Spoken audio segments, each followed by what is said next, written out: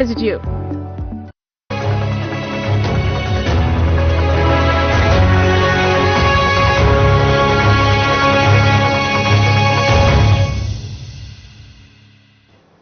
नमस्कार, स्वागत है आपका मध्य प्रदेश छत्तीसगढ़ की खास खबरों में। मैं आपके साथ रवि राजपूत। एक नजर हेडलाइंस की ओर। डोंगरगांव में कांग्रेस ने किया संकल्प शिविर का आयोजन। सीएम भूपेश बघेल ने कार्यक्रम में हुए शामिल। बीजेपी सरकार पर जमकर साधा निशाना।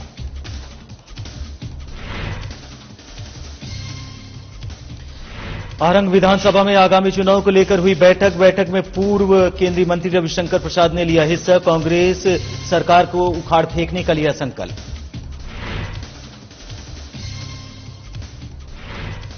कोंडागांव विधानसभा में मंत्री मरकाम को मिला टिकट। मंत्री मरकाम ने मां दंतेश्वरी का किया दर्शन। क्षेत्र और प्रदेश की खुशहाली की प्रार्थना की।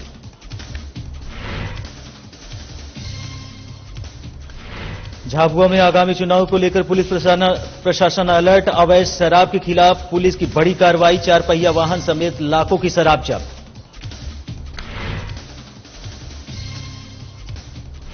विद्या भारती अखिल भारतीय शिक्षा संस्थान में किया गया प्रतियोगिता का आयोजन। भारी संख्या में स्कूली छात्रों ने लिया हिस्सा। उत्कृष्ट प्रदर्शन करने वाले खिलाड़ियों को किया गया सम्मानित।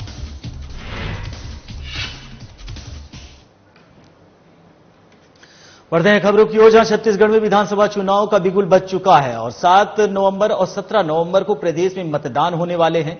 आरंग विधानसभा में होने वाले चुनाव को लेकर भारतीय जनता पार्टी विधानसभा स्तरीय बैठक आयोजित की। बैठक का आयोजन आरंग चौबे फार्म हाउस में किया गया, जिसमें पूर्व केंद्रीय मंत्री और सांसद रविशंकर प्रसाद विशेष रूप से मौजूद रहे। इस दौरान रायपुर सांसद सुनील सोनी, जिला प्रभारी अशोक पांडे, पूर्व विधायक नवीन मार्कंडे और पूर्व विधायक संजय ढीढी ने भी बैठक में हिस्सा लिया। इस बैठक में आगामी विधानसभा चुनाव को लेकर कार्यकर्ताओं से चर्चा की गई। साथ ही पूर्व केंद्रीय मंत्री ने चुनाव को गंभीरता से लेते हुए ग्राउंड जीरो पर जाकर पार्टी की स्थिति जानने की बात कही और हर परिस्थिति में भूपेश बघेल की सरकार को जड़ से उखाड़ फेंकने के लिए संकल्प लिया।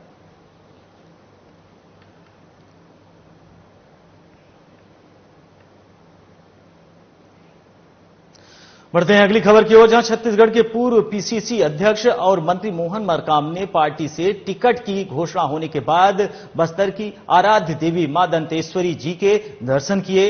इस दौरान उन्होंने क्षेत्र और प्रदेश की खुशहाली की कामना की। बता दें कि कांग्रेस पार्टी द्वारा मोहन मरकाम की टिकट कोंडागांव विधानसभा से फाइनल की गई है।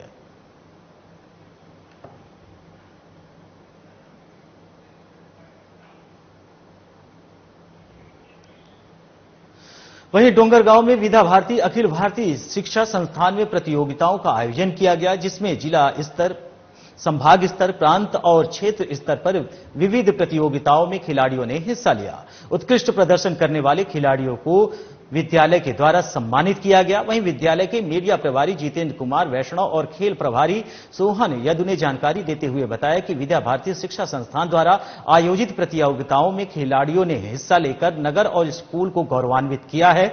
इस दौरान 3 खिलाड़ियों को चयन हुआ है, जिसमें प्रतिभागी क्षेत्र स्तरीय प्रतियोगिता में छत्तीसगढ़ प्रांत का प्रतिनिधित्व करेंगे।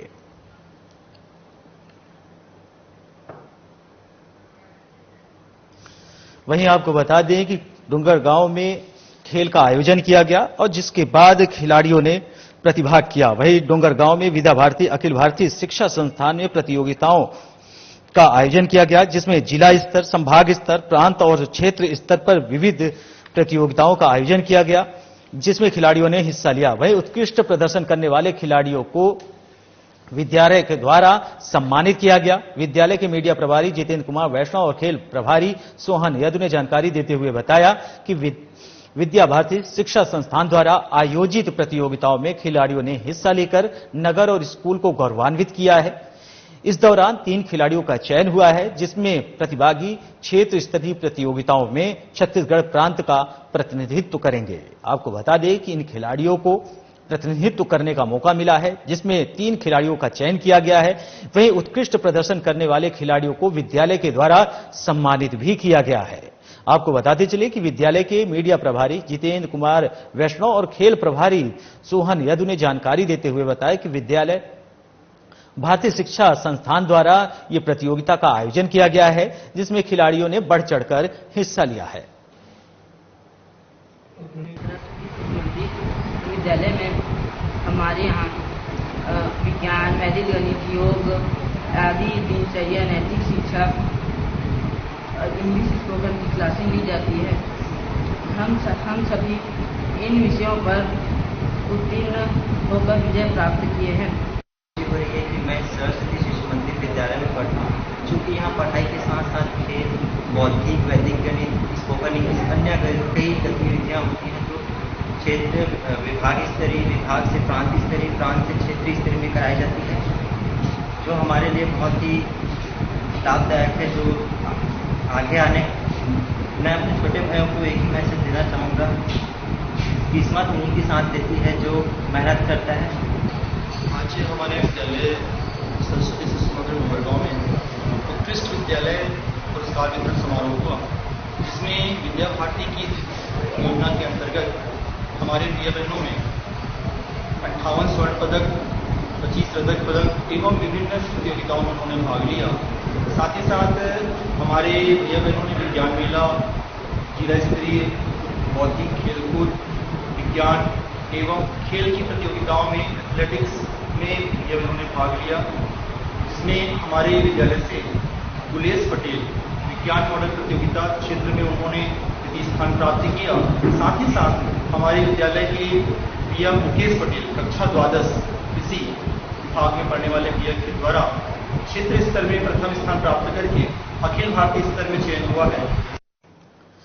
बढ़ते हैं अगली खबर की ओर, जहां आज से शारदीय नवरात्रि की शुरुआत हो चुकी है। कलश स्थापना के साथ ही मां का आगमन हो चुका है। प्रदेश भर में नवरात्रि को लेकर धूम देखने के लिए मिल रही है। जगह जगह भव्य पंडाल भी लगाए जा रहे हैं। वहीं अग्रवंश कुल शिरोमणि महाराज अग्रसेन की जयंती भी बड़े धूमधाम के साथ मनाई जा रही है, जहां अग्रवाल समाज के युवा, बच्चे, बुजुर्ग सभी काफी हर्षोल्लास से महाराजा अग्रसेन की जयंती को मना रहे हैं।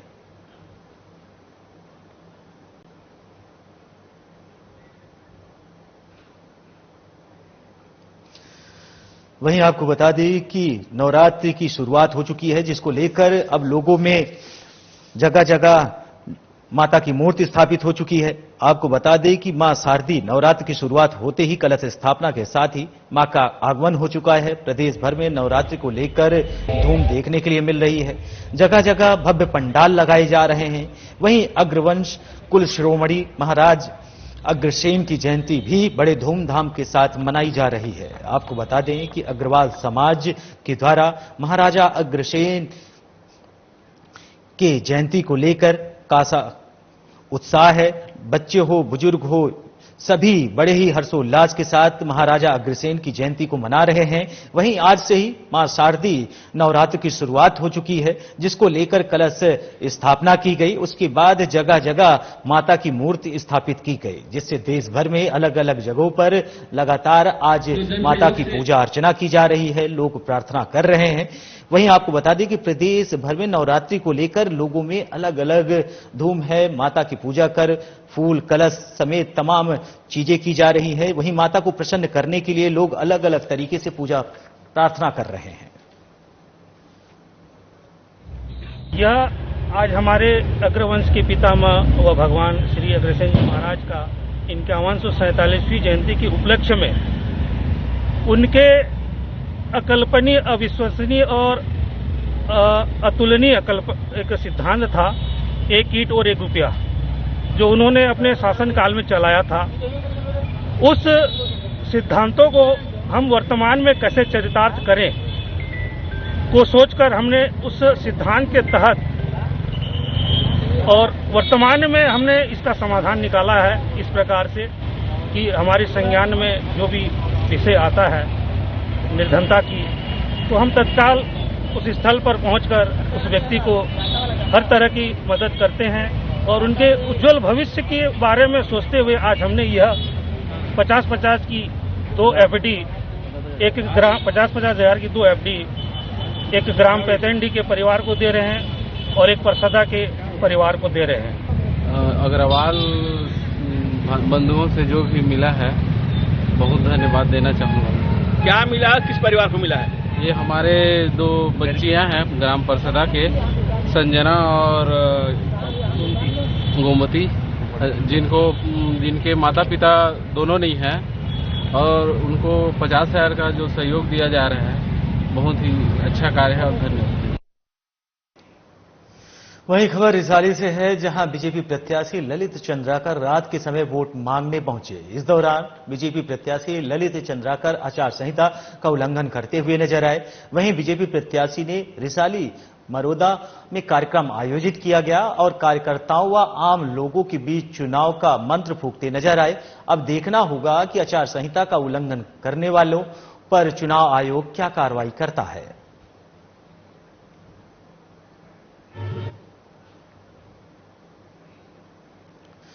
बढ़ते हैं अगली खबर की ओर, जहां जामगांव और छत्तीसगढ़ जनता कांग्रेस जोगी के प्रदेश अध्यक्ष अमित जोगी पाटन पहुंचे, जहां उन्होंने कार्यकर्ताओं के बीच हुंकार भरी। वहीं उन्होंने कहा कि मैं पूरे 45 विधानसभा गया हूं और उसी कड़ी में जामगांव में आया हूं।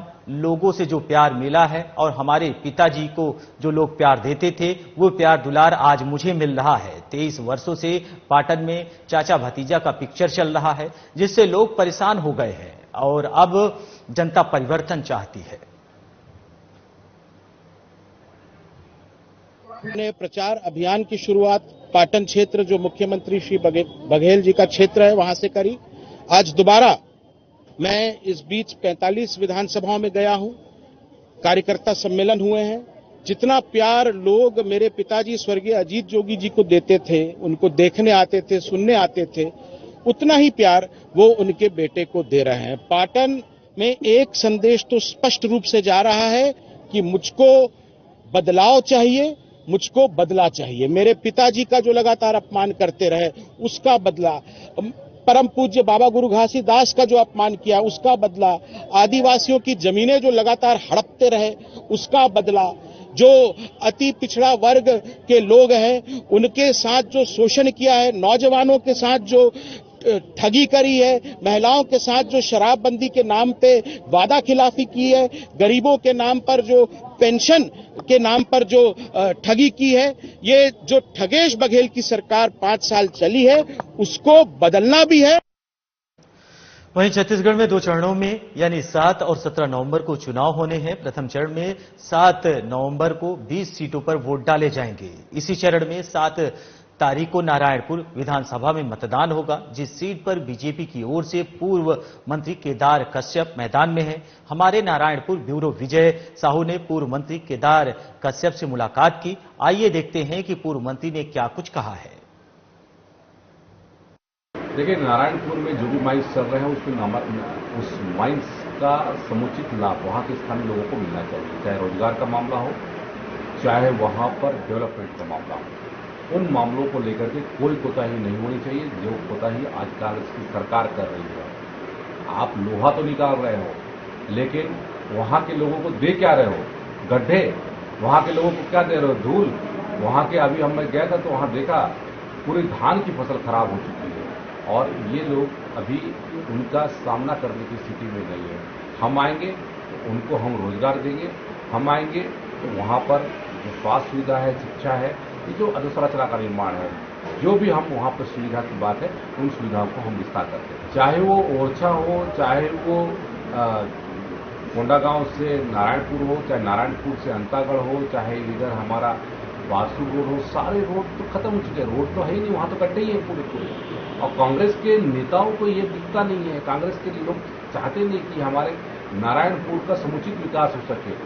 गड्ढों में क्या कहते हैं, हमारा पूरा नारायणपुर घिरा हुआ है और गड्ढा व्यक्ति उसने पूरे हमारे नारायणपुर क्षेत्र का बट्टाधार किया है और इसका खामियाजा उनको भुगतना पड़ेगा। कांग्रेस पार्टी ने जिस तरीके से वादा खिलाफी की है और पूरी तरीके से लोगों को लूटने का काम किया, यहाँ की जितनी भी योजना है, जितने भी संसाधन है, उस पर कांग्रेस के कार्यकर्ता, कांग्रेस के नेता वो अपनी जेब भरने में लगे रहे। पूरे प्रदेश में भ्रष्टाचार का माहौल है, नारायणपुर उससे छूटा नहीं है। यहाँ पर जिस तरीके से योजनाओं का बंटाधार हो चुका है, सड़कों की हालत बद से बदतर हो चुकी है, सरकार कहीं पर दिखाई नहीं देती, लोगों को धरना प्रदर्शन करना पड़ रहा है, पदयात्रा करनी पड़ रही है। सरकार में बैठे हुए लोग सुनवाई करने के लिए नहीं बैठे हैं, वो कड़ाई करने के लिए बैठे हैं या फिर उनके ऊपर डंडे बरसाने के लिए बैठे हैं। तो इन सब बातों को लेकर के हम जनता के बीच में जा रहे हैं और हमें विश्वास है कि इस बार भारतीय जनता पार्टी के पक्ष में माहौल है और भारतीय जनता पार्टी को विजय सुनिश्चित है। कांग्रेस पार्टी हताशा की स्थिति में है, इसलिए प्रत्याशी की सूची जारी नहीं कर पा रही है और इनके नेता निचले स्तर पर जाने की स्थिति में नहीं। बढ़ते हैं अगली खबर की ओर, जहां रायपुर के बीजेपी एकात्म परिसर में पूर्व केंद्रीय मंत्री रविशंकर प्रसाद ने प्रेस वार्ता कर कांग्रेस सरकार पर जमकर निशाना साधा। इस दौरान उन्होंने कहा कि कांग्रेस सरकार में हुए घोटालों को पुरजोर तरीके से उठाया जाएगा और प्रदेश में बीजेपी की सरकार बनते ही दोषियों पर कार्रवाई की जाएगी। कांग्रेस सरकार पर निशाना साधते हुए पूर्व केंद्रीय मंत्री ने कहा कि कोयला घोटाला, पीएससी घोटाले के बाद सरकार ने गोबर को भी नहीं छोड़ा। वहीं कैंडी क्रश को लेकर पूर्व केंद्रीय मंत्री ने कहा कि आखिर सीएम भूपेश बघेल को गेमिंग ऐप से क्यों प्यार है। वहीं उन्होंने इसके साथ ही पूर्व मंत्री ने कई मुद्दों को लेकर कांग्रेस की सरकार पर जमकर आरोप लगाए। भूपेश बघेल जी को देखकर मुझे योगी जी की याद चली आती है, जो आपके पूर्व मुख्यमंत्री थे, अजीत जोगी जी। Thank you. मुझे याद है कि 2003 में चुनाव था, सोनी जी को याद होगा शायद, क्या जलवा था साहब। मैं अटल जी की सरकार में मंत्री था, जूनियर था, तो यहां था कि भाजपा के लिए कोई जगह ही नहीं है, सारी जनता हमारे साथ है, आप लोग कहां से आ गए। और बड़ी विनम्रता से मीडिया के मित्र क्षमा करेंगे, मीडिया भी उनके खिलाफ लिखने में बहुत हिचकता था। और क्या आतंक था, क्या भाजपा कार्यकर्ताओं की पिटाई होती थी। एक दो बार मुझे दिल्ली से भेजा गया था एमपी के साथ इंक्वायरी भी करने के लिए, याद है सुनी जी। और चुनाव हुआ तो रिजल्ट सबके सामने। मैं एक हफ्ते प्रचार में था यहां पर। भूपेश बाबू, जो हाल अजीत जोगी जी का हुआ वही हाल आपका होने वाला है, क्योंकि आपकी भी फिटिंग, सेटिंग, कटिंग बहुत कुछ उन्हीं के ढर्रे पर चलती है? कि I am the master of all, I survey. जो प्रदेश है वो हमारे साथ है, सब कुछ मैं ही सही सोचता हूं। चारा घोटाले में जनहित याचिका करके सीबीआई इंक्वायरी करवाने वाला वकील रविशंकर आपके सामने बैठा है, जिसमें लालू जी को 4 मामले में सजा हो चुकी है, आगे और हो सकती है। तो बिहार में एक नारा था, लालू जी आपने गरीबों का चारा भी खा लिया। भूपेश बाबू, मुझे आपसे आग्रह करना है, अब गोबर पर भी तस्करी क्या है, कहीं तो छोड़िए। भूपेश बाबू, आपने अडानी जी को सहयोग नहीं किया क्या? मेरे पास तो सारे कागज हैं, कहीं को दे देंगे, कोयला में क्या क्या हुआ है। और भूपेश बाबू और कांग्रेस वाले ये बताइए कि मनमोहन सिंह के समय में उनको 1 लाख करोड़ से अधिक का ऑस्ट्रेलिया में पूंजी निवेश न्यूजीलैंड में हुआ था, तो उस समय क्या कर रहे थे आप? ममता जी ने लगभग किया है 50,000 करोड़ का पूंजी निवेश, हमारे राजस्थान में तो 65,000 करोड़ का है, और केरला में तो कोची पोर्ट ही बना रहे हैं अडानी का ग्रुप। तो क्या मतलब है? तो बहुत सिंपल सी बात है, जब भी राहुल गांधी से पूछते हैं नहीं वहां ठीक है, ये सवाल वहां उठा था, मैंने ही प्रश्न किया, नहीं वहां ठीक है। बढ़ते हैं अगली खबर की ओर, जहां डोंगरगांव में बीते 8 महीने से जारी आंदोलन के बाद अब ग्राम घोड़दा के ग्रामीणों ने चुनाव बहिष्कार का निर्णय कर लिया है।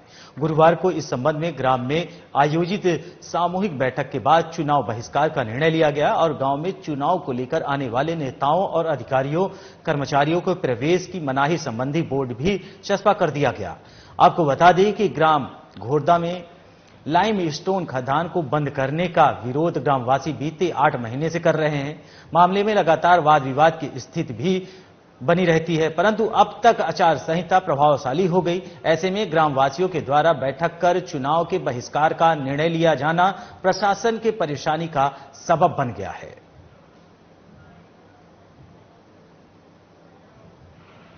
हम खदान के लिए मांग करल गए, सबसे पहले हम दलेश्वर साहब कर गए वो है मैं साथ दूं के पुलिस साथ मतलब देवे नहीं करी, मतलब वो दे थे जन निर्मल जन के साथ दे थे, मन के कोई सुनाई नहीं करा थे। एक कारण हम चुनाव नहीं तो चुनाव में वोट नहीं डाले के निर्णय सामूहिक पूरा ग्रामवासी हमारे के सुनाई नहीं करा थे, कोई भाजपा ना कांग्रेस तो हम का चुनाव लड़के। देश के कारण ये है कि हमारे खदान बंद होना चाहिए। एक लिए हम पहले बहुत प्रक्रिया कर चुके हैं और आज तक कुछ नहीं हुआ है। 20 साल पहले भी एक प्रक्रिया चालू रही और आज भी 8 महीने हो गए ये चालू है और अभी तक कुछ नहीं हुआ है।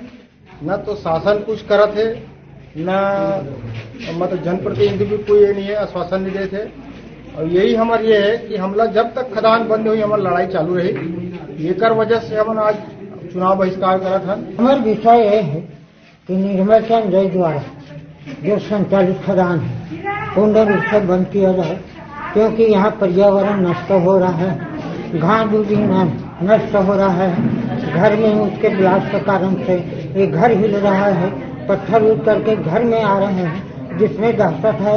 इसका हम जानकारी शासन प्रशासन सब दे रहे हैं, लेकिन वो लोग हमारा कोई मदद नहीं कर रहे हैं।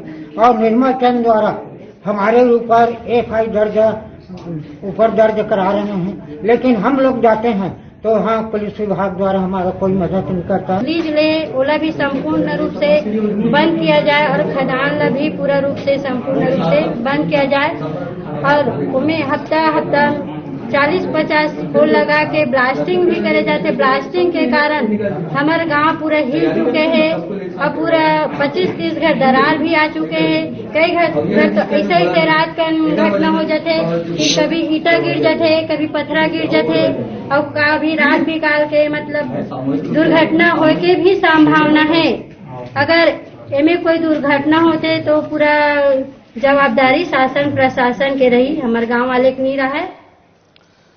बढ़ते हैं अगली खबर की ओर, जहां आगामी विधानसभा चुनाव को देखते हुए वर्तमान में आचार संहिता लागू है। ऐसे में प्रशासन द्वारा अवैध कार्यों को रोकने के लिए सख्त निर्देश दिए गए हैं। इसी कड़ी में सारंगी चौकी पुलिस ने कार्रवाई करते हुए अवैध शराब जब्त की है और चौकी प्रभारी सारंगी राम सिंह चौहान को मुखबिर की सूचना प्राप्त हुई कि 2 व्यक्ति कार में अवैध रूप से शराब लेकर आ रहे हैं। सूचना मिलते ही पुलिस टीम के साथ मौके पर पहुंचकर आरोपी की गिरफ्तारी कर सुनिश्चित की।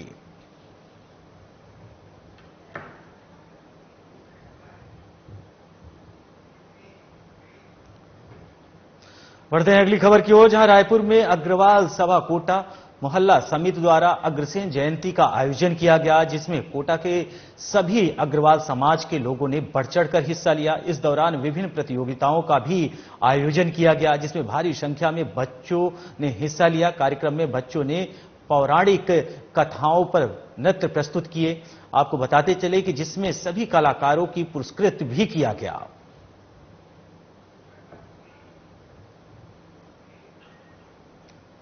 वहीं खबर जगदलपुर से है, जहां नवरात्रि के पहले दिन हर साल किन्नरों की तरफ से श्रृंगार यात्रा निकाली जाती है और मध्य रात के करीब 12 बजे के बाद जैसे ही मां दंतेश्वरी का दरबार खुलता है, पहला दर्शन किन्नरों की तरफ से किया जाता है, जिसके बाद माता को पहली चुनरी और श्रृंगार किन्नरों की ओर से चढ़ाया जाता है। दरअसल हर साल नवरात्रि के शुरू होने से पहले दिन रात किन्नर समाज ही मां दंतेश्वरी को पहली चुनरी चढ़ाते हैं। इस दौरान किन्नर समाज के सभी लोग श्रृंगार समाज लेकर दंतेश्वरी के दरबार पहुंचते हैं और नाच गाने के साथ ही मां की शक्ति में सराबोर हो जाते हैं। आपको बताते चले कि किन्नर समाज की अध्यक्ष रिया परिहार ने बताया कि हर साल किन्नरों के श्रृंगार यात्रा में जगदलपुर के अलावा पड़ोसी राज्य उड़ीसा से भी किन्नर भव्य यात्रा में शामिल होने के लिए बस्तर पहुंचते हैं।